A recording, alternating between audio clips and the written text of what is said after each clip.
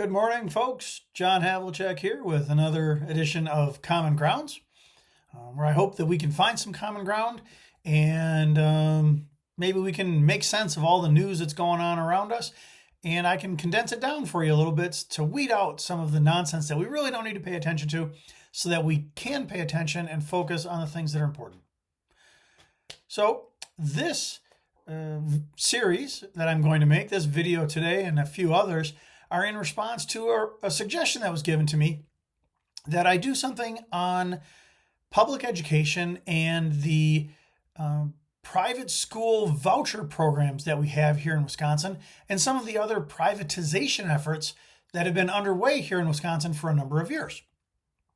So I'm going to dive into that. I'm going to give you a little backstory, explain some of the jargon, and over the next few videos, I'm going to explain how these work, what the problems are, and what the impact is on you as a taxpayer and a voter, and also on your high quality neighborhood public schools.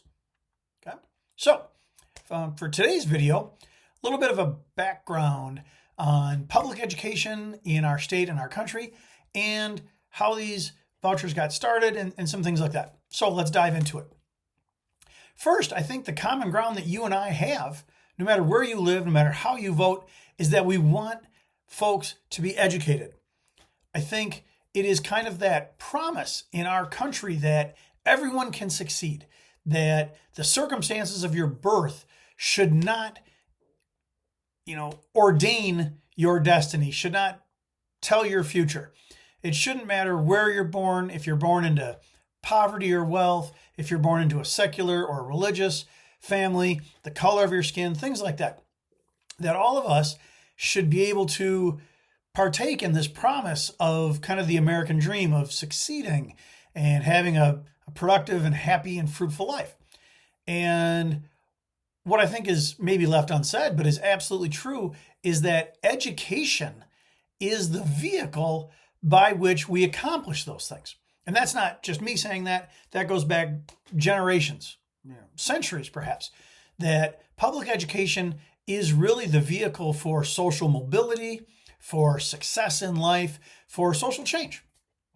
And so we have an interest, you and I, common ground, in supporting and having high quality public education in our state and in our country.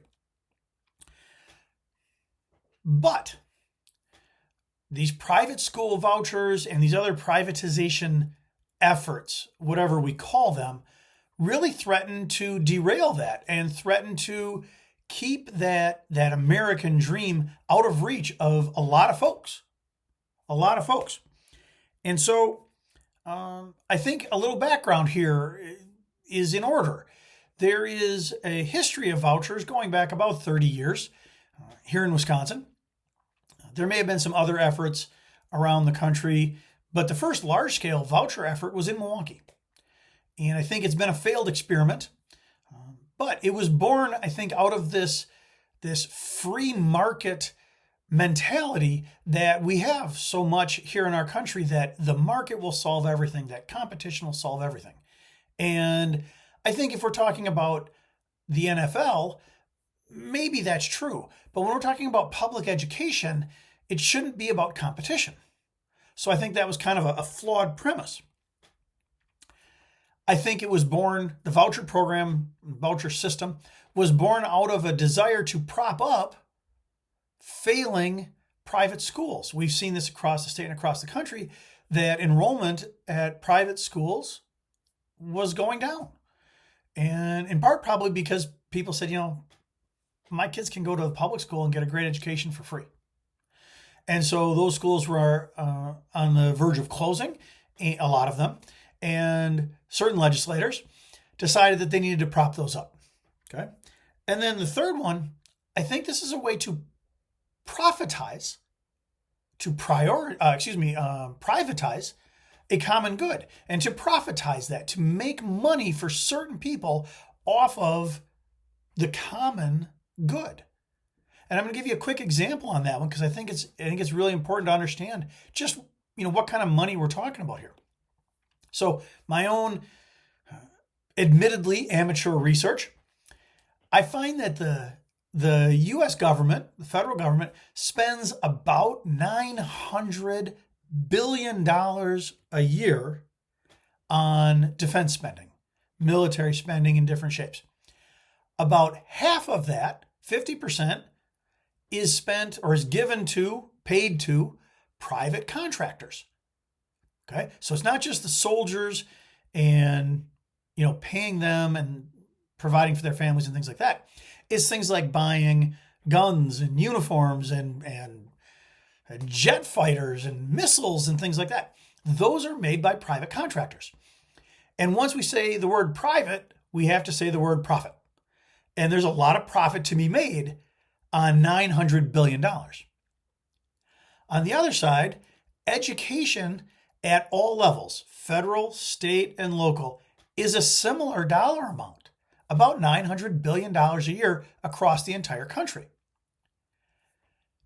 Only about 1% of that goes to private entities. So for the military, this is a huge pot of money, half of which is subject to profits.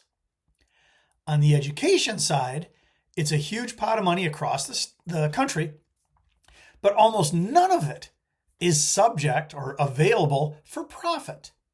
And I think this is a big deal. This is a big influence on why these programs keep springing up. So, over the next 3 episodes, we are going to talk about the fallacy of voucher funding. We are going to talk about the myth of private school excellence. And we are going to talk about the problems with continued and enhanced privatization of our public schools. So, if you're interested in that stuff, this is a common ground that we have, and stay tuned for the next few episodes of Common Grounds. All right, have a good day.